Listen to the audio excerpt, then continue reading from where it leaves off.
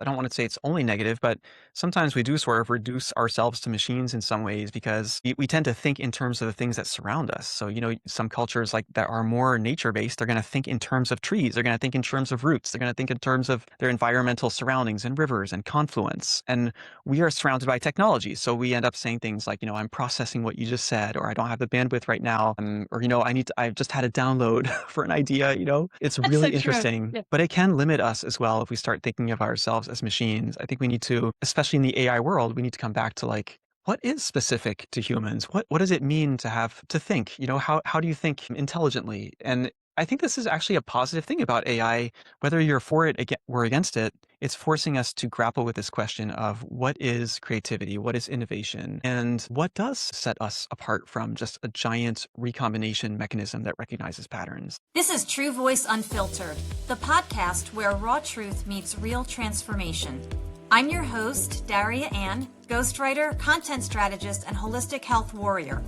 No, I'm not a doctor, nurse, nutritionist, or any kind of medical professional, and this show does not dispense medical advice. I'm just an informed patient sharing what I've learned on my own healing journey. I also interview accomplished authors, speakers, entrepreneurs, and functional medicine practitioners who are transforming lives. If you're ready to break free from the sick care system, reclaim your health, and transform your life, you're in the right place. Let's get unfiltered. Hi, everyone, and welcome to episode 34 of True Voice Unfiltered. I'm your host, Daria Anne, ghostwriter, editor, content strategist, and founder of True Voice Writing Services. For those of you in the knowledge sector, I think you're especially going to love today's interview with the author of the book, AI Resilient: How Freelancers and Entrepreneurs Can Thrive, Charge More, and Stay Irreplaceable in the Age of AI. Does that sound good to you? Because I know it sounded great to me when I got this book and started reading it. And I'm actually halfway through. I'm almost finished, but I've already started to apply a lot of the principles that the author talks about in the book. Now, I'm probably not saying his proper name correctly, but the author is Joachim Lepine. I'm really working on my French accent there. It's funny, I had 2 years of French in high school and several semesters in college, and that was a long time ago. And without practice, I've sort of lost my ability to pronounce things properly. But you really do want to get this book. He goes by Joe in English, but if you're looking for it on Amazon, you're going to find it under his name, Joachim Lepine. And it's called, again, AI Resilient: How Freelancers and Entrepreneurs Can Thrive, Charge More, and Stay Irreplaceable in the Age of AI. So Joe's philosophy aligns with mine, and that is putting humans first above AI. And that's what we talked about today. We discussed many of the principles in his book, which I highly, highly recommend. You can get it in Kindle or in paperback.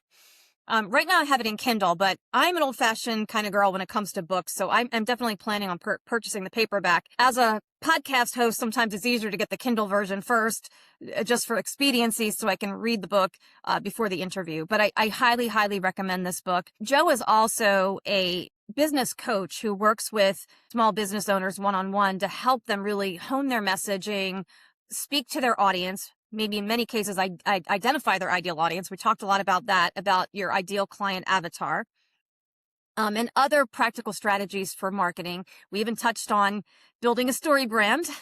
Donald Miller seems to come up in all of my interviews, but that's because his philosophy is it's perfect. It's the best way to attract your ideal clients, and that's what this is all about. But Joe also talks about presenting your authentic story as well. So it's kind of a balance to connect with people, not just with people, but to connect with your ideal clients and show your authentic self so that they will be drawn to you. They will schedule that call with you, and they will learn as they work with you that you are somebody who's authentic, who really cares about them, and will produce quality work.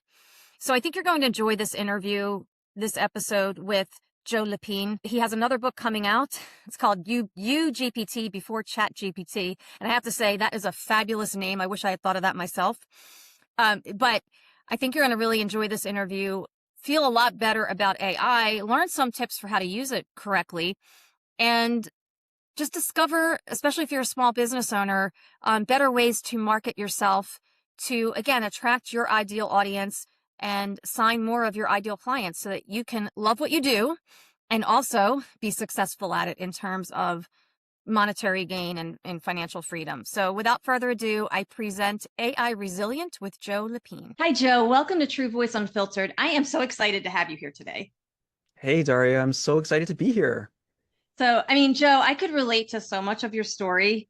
Just not necessarily being an introvert, but definitely undervaluing like what I did for a living. So I have to tell you, your book is really helping me so much. But before we get to talking about AI resilience, I just wanted you to share with, in your own words with the audience, a little bit about you. Sure, absolutely. So I am an author. I wrote AI Resilient. I'm soon coming out with a new book called YouGPT Before ChatGPT. That's the provisional title. And my Love it. background is I've been helping experts and organizations to adapt to AI effectively by putting people first. And it's been a long, winding journey that's brought me here. I did start off as a music teacher way back in the day. I ended up realizing that I needed to figure out who I was because I wasn't very happy in that role. I went back to school and fell in love with words and writing and realized that was really what I wanted to get into. So I ended up studying professional language translation from French into English.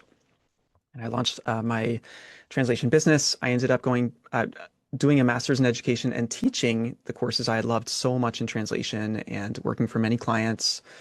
And strangely enough, even though I never thought I'd be a business guy because I was super shy growing up, I did hire a business coach because I realized, I needed help. I needed help to get better clients. I needed help to learn to value my services.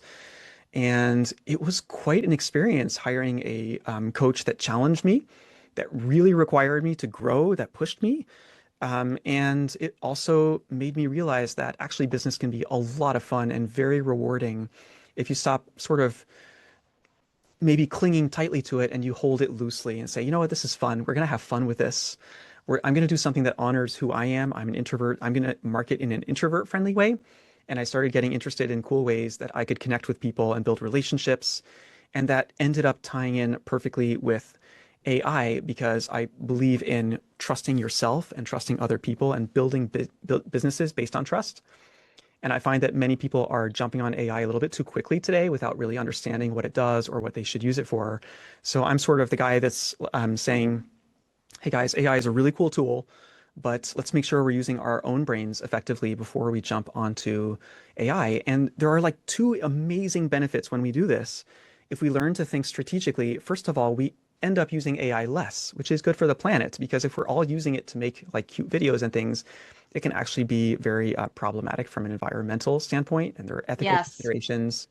And Mhm. then the other amazing thing I found, I sort of stumbled on this. I realized if I'm more strategic, I start asking myself better questions. I develop frameworks to think better before I use AI. Then you can really take advantage of what AI is good at, because for pattern recognition, it is incredibly good for market research, for content creation. But you first got to know what you want and you've got to learn how to think properly. So you get those two benefits, and that's what I've tried to I've tried to roll that into my book, YouGPT Before ChatGPT. Well, I have to say, I love everything you're saying. I completely agree. I have to tell you a funny story because I spent seven Please. years, yeah, almost 7 years as a content manager for a digital marketing agency. And our clients were mostly lawyers and some doctors. Okay. So a very professional, discerning clientele. And in late Right. 2022, when ChatGPT hit the market, I expressed some very valid concerns, and I was hearing it from clients. Like they were paying a lot of money for these marketing packages, right? Content was one Right. part of it. And I was compared to a railroad magnate for saying, hey, wait, let's proceed with caution. I don't know if you remember the story of Jonathan Turley being accused of horrendous things. He's the constitutional scholar and lawyer. AI produced this fake news story about him raping students, I think in Oh, Mexico. Some goodness. crazy story. This guy had to go out and basically save his reputation. So all I was saying was, okay, this is great, but let's proceed with caution. Very much like what you talk about in your book, which I absolutely love. So I just appreciate your whole approach to this. So I wanted to ask you, Right Joe, on. because I'm reading your book, and one of the things you say is that your services are worth more if you use AI. They're not worth less. And I think that's surprising to a lot of people. So if you could expand on that. Absolutely. And that is so crucial to our continued success in all the knowledge professions whether you're a graphic designer or a writer, content manager, translator, editor, and many other things too, that the scope of that is increasing. There are sort of two ways that AI actually, if you really think about it from an economic perspective, there are two ways that it increases your value, or at least two. The first one is that if you are able to get a deliverable back to your client a little bit faster because AI somewhere along the way was useful to you, then they are already getting greater value. So they're already getting more value for their dollars. So, for example, I hired a book designer, and I'm sure that she uses AI in some form because to not use AI today, it's like it's so useful for creating a mock-up of your book, right? But Exactly. I'm Yeah, okay done with it a that lot. because I'm going to pay the same thing that I paid before she was probably using these tools. But instead of waiting, I don't know, 5 days, I might get it in 1 day. That's Yeah. worth a lot when you're on a schedule, right? And a lot of the Mhm. service professions are all about how fast you can get it to the client. So this is something I often tell clients, which is, you know, when you hire me, I may use AI or I may not. When I use it, that means you're probably going to get the thing that you asked for faster at no extra charge. So, you're not going to find that Yeah. in many sectors. I'm going to get that for you because I care about you that much. So that's the first thing is the time. You have to see the time as not something, it's not something cheap. It's something very valuable to the client that they're gonna get faster turnaround. And then the corollary to this that has really been underexplored, I feel, today in talk about AI is that in many cases, the real benefit of using AI is not saving time because it doesn't always save time. But if you prompt it more strategically, then you can actually produce a better outcome or a better output. Mhm. So in the same amount of time, you can produce something better. So a simple example of this is if a client comes to me and they've got a client in mind that they want to go after. Like they like to work for doctors, they'd like to work for lawyers, they'd like to work for nonprofits, whatever. Instead of taking Yeah. hours to conduct lengthy market research on Google, and it's very hard to aggregate data, although there are sites that can help in some sectors. There are some things that are really invisible to the algorithms if you just do a Google search. But with AI, there are fact check AIs. So if you prompt it correctly and you know exactly who your ideal clients are, you can then go to it and get a very detailed list of what clients would be effective and why and where they're located and even who to get in touch with. So let's say I'm producing a plan for my client. Um, I'm probably saving time, but also when I give them the deliverable they asked for, which is a market study, I can say I Mhm. was able to get information from this source and that source, and I've got my list all made up. And so it would have been extremely onerous to do that manually, but I'm adding Absolutely. value. And I can also prompt it effectively to say things like, hey, what micro niches have I not thought about? Yeah. So this is really, That's really where excellent. AI has added value. Yeah, no, it's great. And even for something simpler, like I ghostwrite books for clients, and I recently ghostwrote a book for a Navy SEAL, and he had a huge presence, like YouTube, his website, like all over the internet. Lots, and I use it as like an aggregator to just gather all those links in one place and then put them into a document, so I didn't have to be Right. like searching for where to find them all the time. Because as a ghostwriter, and this ties in with AI too, it's very important. You have to be able to write in someone else's voice. And in order to Right. do that, you have to really read a lot of their content, interview them, which I do a lot, but you really need to gather all this information. So I find it really helpful for that as well. So Absolutely. That makes yeah. perfect sense to me. And I think that ghostwriters still have a very bright future. I look at, there are so many people, I'm sure you're aware of this, but there are a lot of apps and people online saying, write your book in 1 click. Yes. I completely disagree with that approach. I think it's the wrong approach. I think that I don't know about you, I wouldn't want to read a book written by ChatGPT. I want to read about someone's personal experience. It's just not the same when it's a machine and it might be fluid, but you can tell, slop is slop and someone pouring Exactly. their life out on the page is someone pouring out on life page and we can tell. Oh, absolutely. Absolutely. In fact, yeah, I mean, I can spot it like this, and it's not Hmm. just the M Right. dashes, which I love M dashes, right? One of the things that drives me crazy, it has ruined M dashes.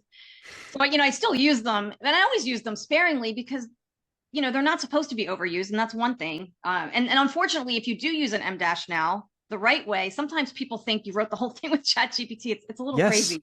that's right. It's like we had one client, at this agency that said absolutely no M dashes, and I said to him, but it's a legitimate way to write. You just have to use them strategically. And anyway, so it's Right. crazy. Like people kind of went off the deep end, I think, to one extreme with certain things.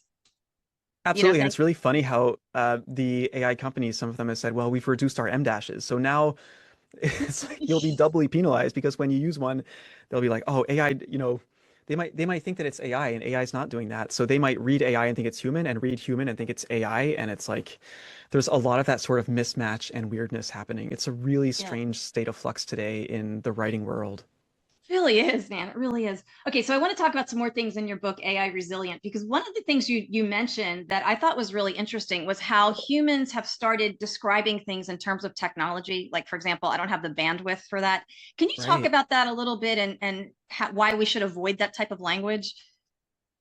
Yeah, I mean, it's a very, I almost want to say it's insidious. I don't want to say it's only negative, but sometimes we do sort of reduce ourselves to machines in some ways because we tend to think in terms of the things that surround us. So, some cultures like that are more nature-based, they're going to think in terms of trees, they're going to think in terms of roots, they're going to think in terms of their environmental surroundings and rivers and confluence. And we are surrounded by technology. So we end up saying things like, I'm processing what you just said, or I don't have the bandwidth right now, Yeah, or I've just had a download for an idea. It's that's really so true. interesting, Yeah. but it can limit us as well if we start thinking of ourselves as machines. I think we need to, especially in the AI world, we need to come back to like, what is specific to humans? What does it mean to have to think? How do you think intelligently? And I think this is actually a positive thing about AI, whether you're for it or against it. It's forcing us to grapple with this question of what is creativity, what is innovation, Mhm. and what does set us apart from just a giant recombination mechanism that recognizes patterns? It's really a fascinating question. Yeah, you could really delve into some deep philosophy on that point. It's Oh funny. yeah, I recently interviewed Booker Scott, who has another book about AI, but it's in the broader sense, like not just the large language models. And we were talking about things that absolutely blew my mind, like rights for robots and AI. I can't even think about this, but AI becoming conscious, like having its own consciousness, and then that led into because you just reminded me, like, well, what is consciousness? Is it the right. soul? What is it? Philosophers have been debating that for, gosh, forever. So but you're right though. It has gotten us to think about things like that. So another thing in your book that I really liked, and I love the name of it, is Badass SOPs or standard operating procedures. So what are those, and why are they so important in light of AI? Right on. Well, I think for many of us, you're a solo business owner, I believe. I guess I'm a Yes, I small am. team. Yeah. I feel like many of us, we we got into what we do out of passion. We love what we do and we Mhm. pursue it to the fullest. But it's so easy to think only from the perspective of the task doer, if you look at like the E Myth, right? Wonderful book about the different personas you need to embody in your business. Many of us, we got into it out of passion for the thing we do, and we sometimes have underdeveloped the other sides of it, like the manager or the growth strategist. And Yeah. because those things are often underdeveloped, we are really, really rock stars at the service that we provide, but we're missing out on a lot of business opportunity because we are overwhelmed with doing. And one of the things that you'll learn if you study successful business people and CEOs is that they create heuristics, right? So a standard operating procedure is basically a list. It's almost like a computer program to your earlier Yeah. point. It's like a program. When this happens, then that. It's almost like a piece of code. And what I found is that the more complex my business has gotten, and I do have multiple moving parts. I technically have one banner, but I do have several businesses operationally. And so what I have is I have a wall of standard operating procedures. So when someone asks me this, I do that. So, and what it does is that it frees up a huge amount of headspace and it helps you make better decisions when you're tired. Because I don't know about you, but I get tired. I have big days. Yeah. I've got to do my work. I've got to follow up with people. I've got Zoom calls every day now, often multiple calls. I'm going into offices to work with people on implementing their AI. Like there's so much stuff in my life. If I have to rethink every time I get an email, what am I going to do with this? I really cannot run my business effectively. I'm going to burn out. So standard operating procedures really tie in with my concept of YouGPT, where I take the time to think, what do I need to really do a rock star job on one thing? So to take a good example of this, I had a call with someone who reached out and said, "Hey, I'd really like to get one-on-one business development coaching with you.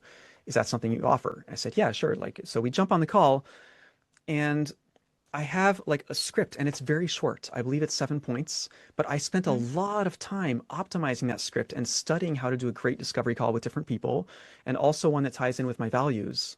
So it's not salesy, it's not manipulation. I've seen a lot of really awful hardball tactic discovery calls. I've been on the receiving end of some of those and really hate them. So I've taken the time to think, what is a highly strategic discovery call so that I can understand someone, um, see where they're at, imagine what could be and what we could develop together, and then give them a very simple, aligned, curated choice.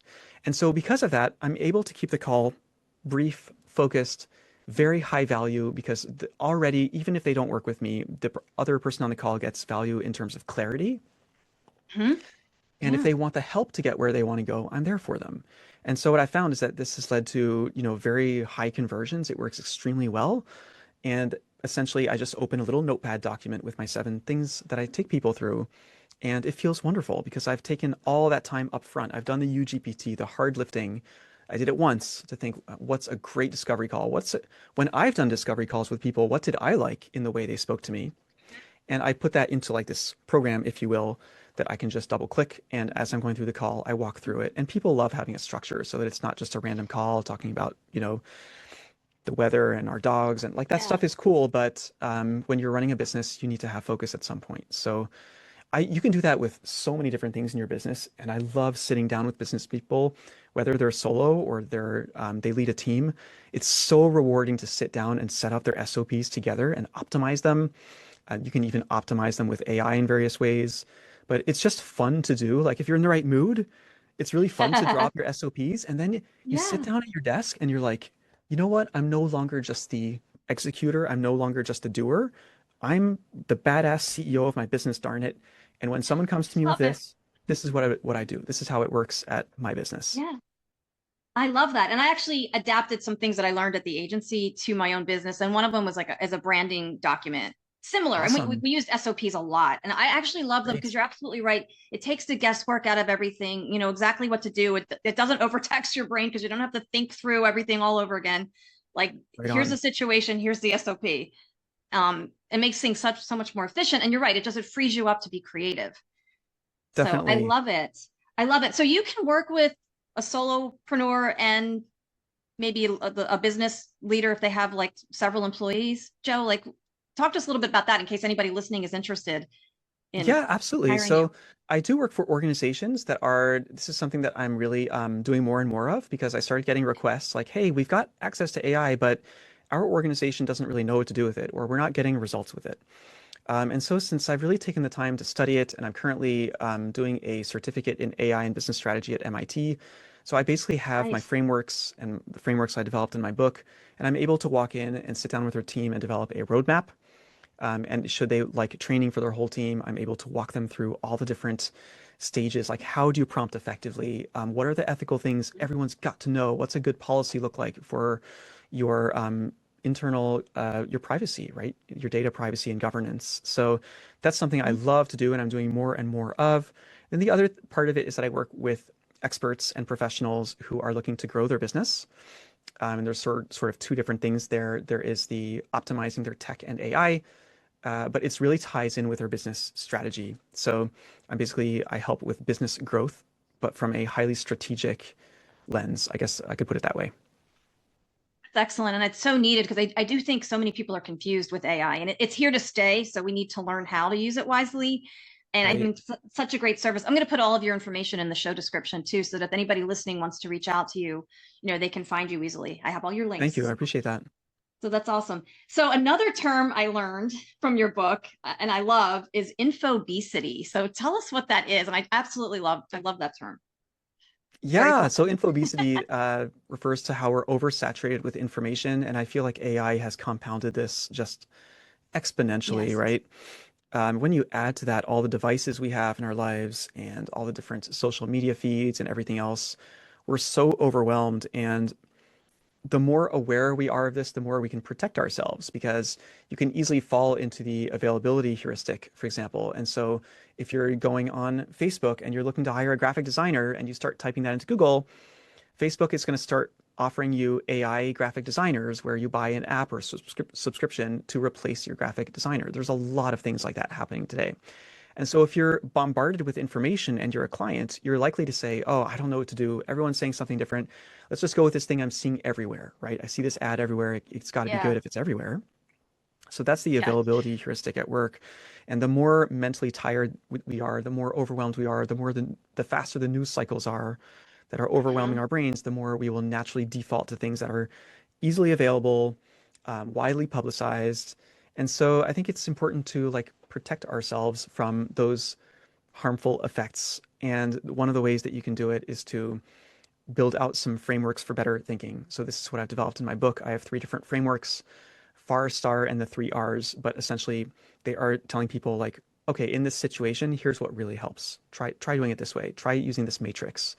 Simple tools, just a few words, but that can get you to think twice before you make a bad decision, essentially because you're tired and you're just defaulting to what seems to be, everyone else is doing or what's easy. Yeah. No, and you have some wonderful downloads in the book and that I really Thank you. appreciate. So, I mean, it's just, gosh, you thought of everything. So another thing that you mentioned that was really important, and I've learned this again in my past life with the digital marketing agency, because they did this very thing. And I never know how to say this word, but niche. And I've heard it niche. I don't know. it's Who niche, knows, right? look, so, Niche, that's how you spell it. But you say in the book, Joe, when you try to cater to everyone, you speak to no one. So can you expand on that? Yeah, absolutely. And again, this ties back to we love what we do. We're passionate about what we do. We care about our clients. The problem is often we have trouble growing our business because we don't really have sufficient definition around what we're offering. And there are also issues with market validation too, but we can focus just on the first piece. Like if you're not specifically speaking to the right person, it's going to be really hard to get people on board with what you do. And conversely, you see cases where some people are very effective marketers and they are not doing a lot to market their services, but what they're doing is signal. It's pure signal instead of noise. So when you see it, you go, oh my God, I've got to work with them. Let me give you a perfect example of this. I was looking for a LinkedIn coach. This was like somewhere in the maybe mid 2010s. My colleague and I were looking for a LinkedIn coach to help with our business growth. And we looked at different people. And one of them, I heard him speak somewhere. So I went to check out his website and he just had a simple video. And he explained in his video why he does what he does.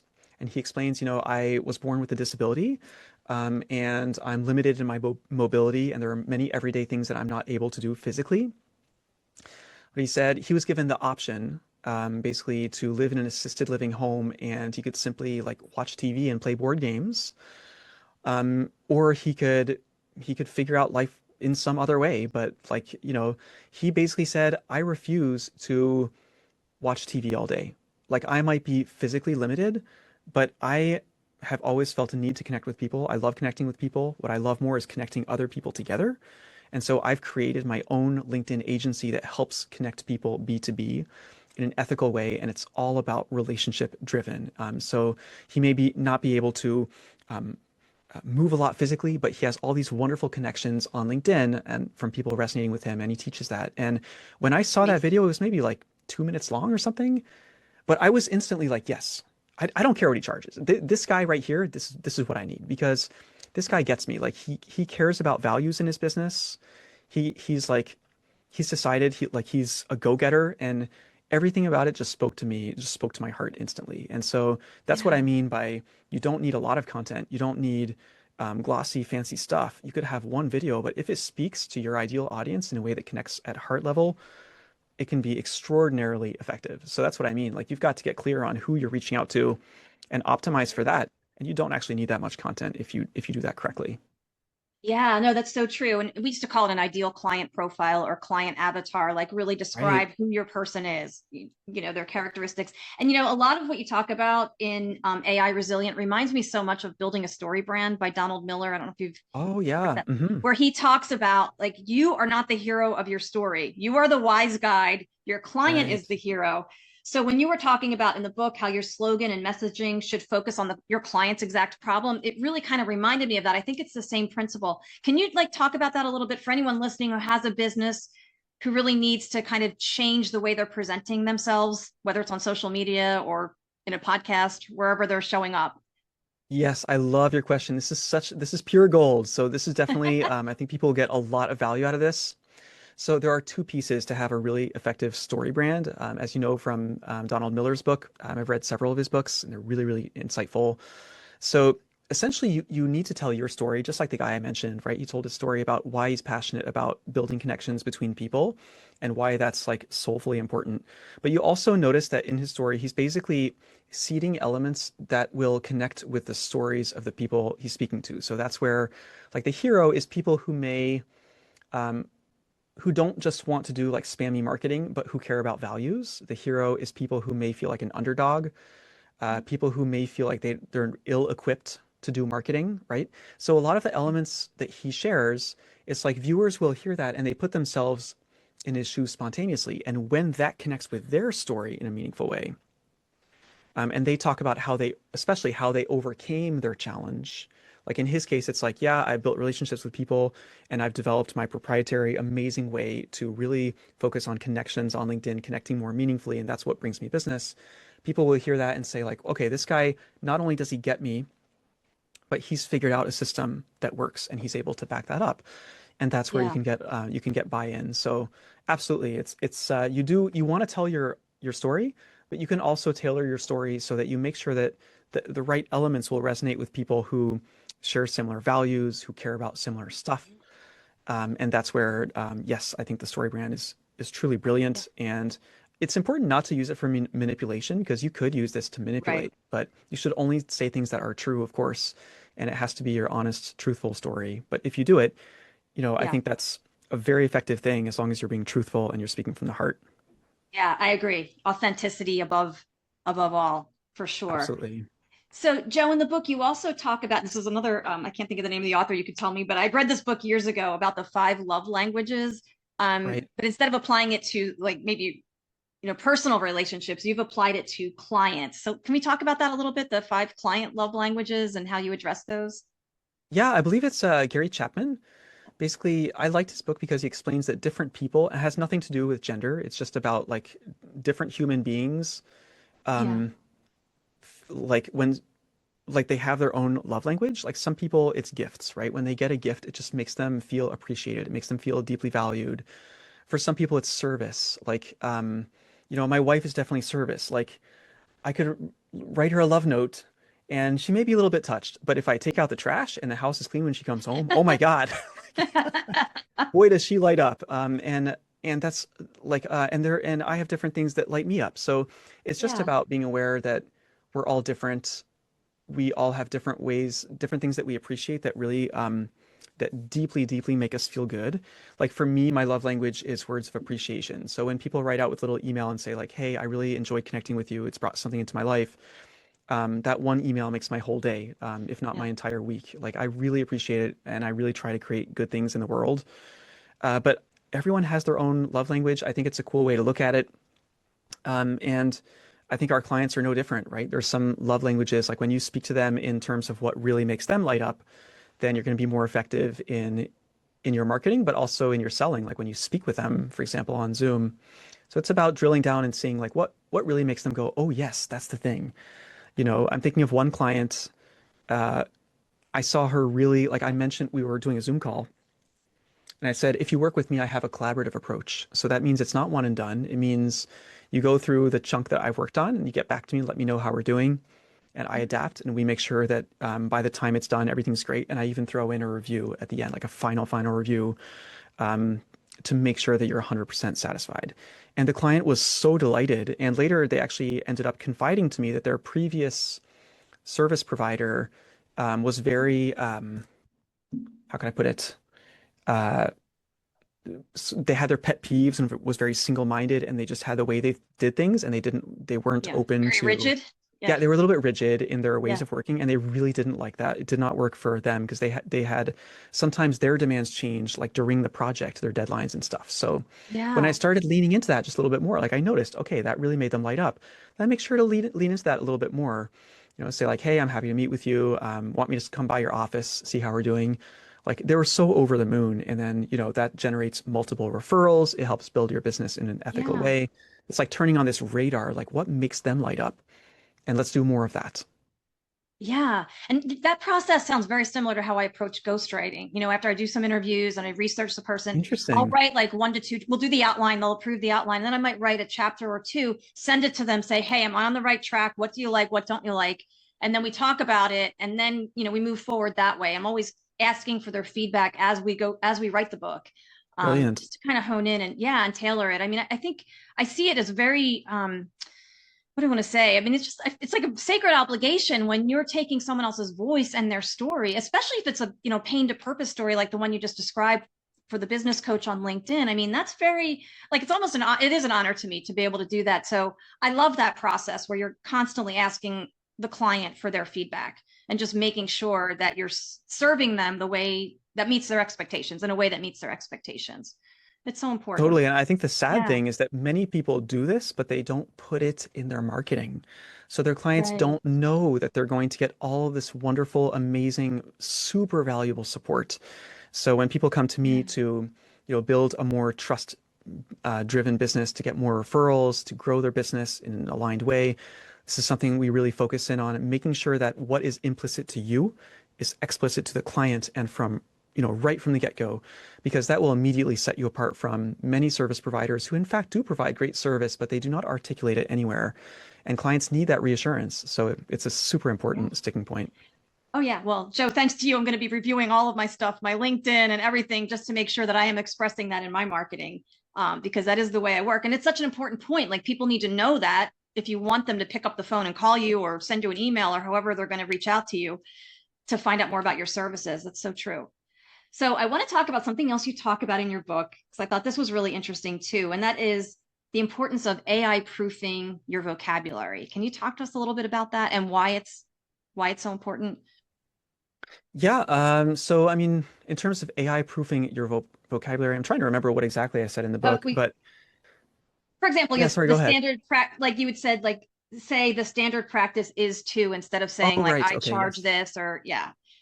Yeah. Thank you for that. Yeah. It's funny how you can write a book and then sometimes someone's like, oh, in this chapter you say this, and you're like, what?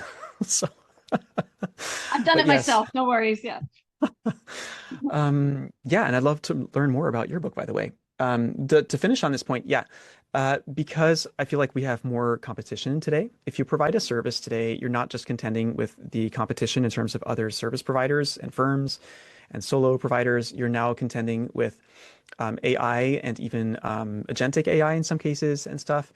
And Yeah. so we have to, I think it's important to optimize the wording that we use to speak with clients more effectively so that they understand our value.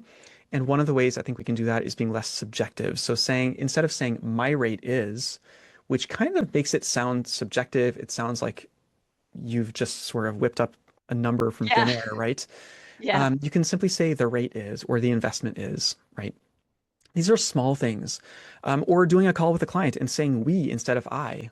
Like, oh yeah, I'd love Yes. to work on your content together. We're going to drop a 3-step plan, and here's some examples of clients that have tripled their views, right? It's so much more powerful to talk in we. So just a few little vocabulary shifts. Like I'm sensitive to language because as a translator, have a long background as a translator for close to 20 years. And I think that the words we use matter a lot. And so, yeah, we would do well to just keep in mind a few rules of thumb that are all in the book AI Resilient. Yeah. No, I know. I love that. And I love the word investment, because, with a book, like, I always try to present it as, book is an investment, or it's a lead magnet. Really, it opens up doors. It's not so much the book itself, because I work Right. mainly with business owners, nonfiction books, because I stopped writing fiction because everyone thinks their book is going to be like a bestseller, and I don't say that in a mean way. I just understand Mm, how things are, and it's just easier for me to work with someone who's leveraging the book to maybe expand their brand and business, position themselves as the wise guide the client needs.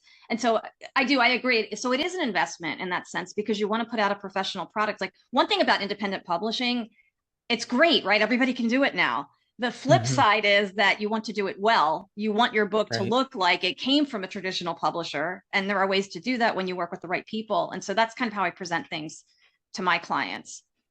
Beautiful. I think there's a huge need for that. I've really tried with the second book now, I'm going all human, you know, so I hire a graphic designer. Of course, I've hired an editor, two editors, you know, one for content editing and one for like brushing up. And I have a third person that's going to do typesetting. So yeah, I think in a world where anyone can publish, like, the people who stand out are the people that go human, have the human factor, and hire professionals. Like, anyone can get a cover done by ChatGPT. And yeah, it may get some downloads, but to me, it's not what I want to project to people. I want to have the professionalism of something human created. And also let's not overlook the pride, like taking pride in what you create, feeling good about what you create in the world. Like, what is $200 for a beautiful book cover that's going to it's going to house your story that you've told, that's going to be out in the world for the rest of your life. Like, it's why skimp on small costs that make a huge difference. So I think it's so important to go human as much as possible. And yeah, it's an investment. I similarly see a book as a way to, almost like a business card.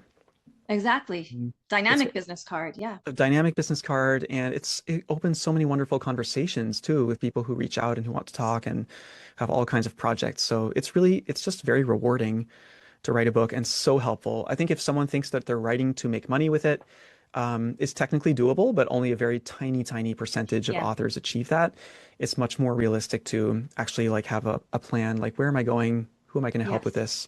Like, for me, I really hope that YouGPT Before ChatGPT will speak to business leaders, CEOs, organizations, communications teams that have AI and are wondering what the heck to do with it. And now they're going to have simple, down-to-earth frameworks to use their own AI, if you will, more effectively by using good strategic thinking according to the very latest neuroscience research and so on. And secondarily, they'll be able to get better output through a more strategic approach. So that is the doors that I'd like to open with this book, is like to offer a lot of value to organizations.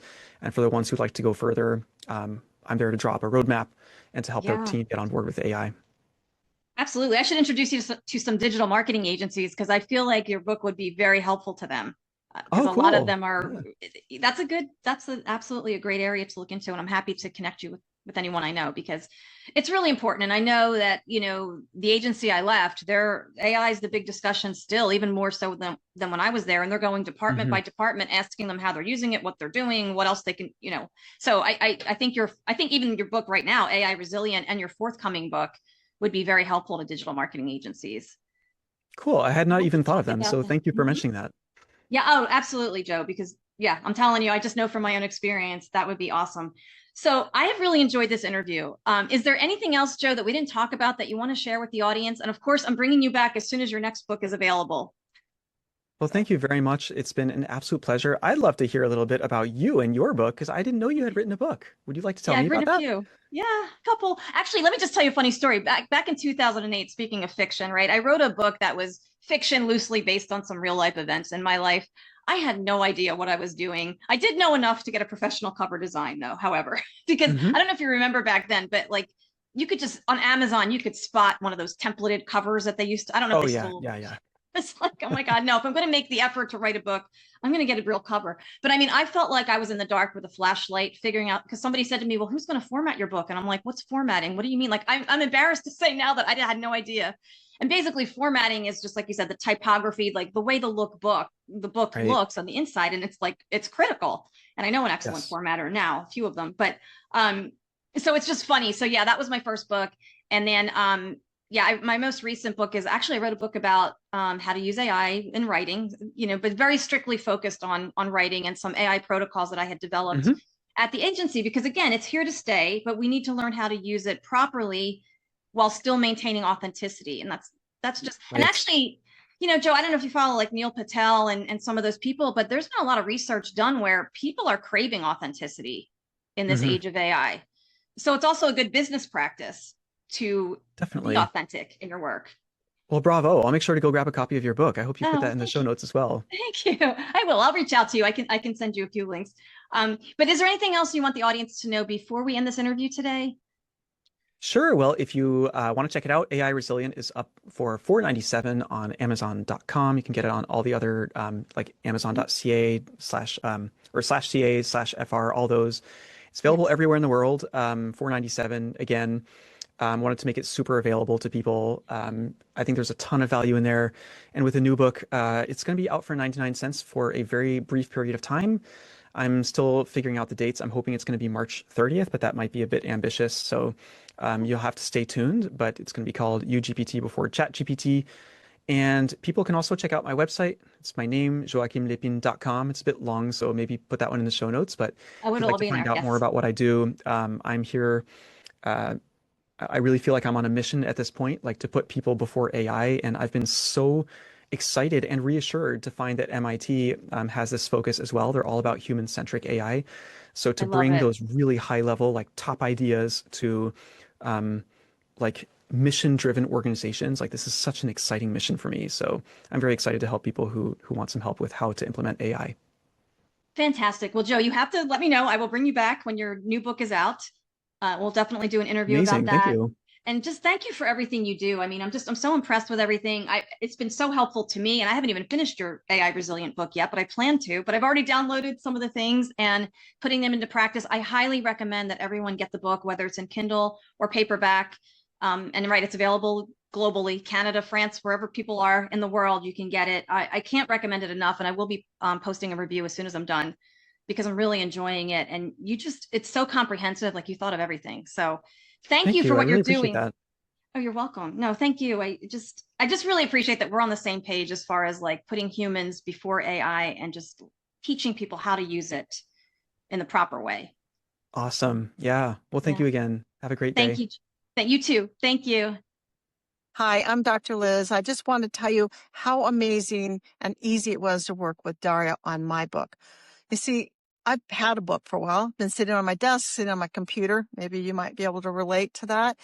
And I didn't know what to do, how to take it to the next step, how to make it look polished and edited and easy and useful for my readers. Met with Daria. We had some great conversations. She learned my voice, my goal, my style, and she was able to edit and give me feedback on how to make my message clearer, more focused, polished, and it worked. I have a book. In fact, I have a book and a workbook that she's edited for me and guided me along the pathway. So if you're maybe a little bit like me, that you have a book or you have an idea and you haven't known where to take it, how to take it to the next stage, reach out to Daria. She's a game changer and she's really easy to work with and takes great pride in her work as well. So join me in the publish author arena. Reach out to Daria. I'm Dr. Liz.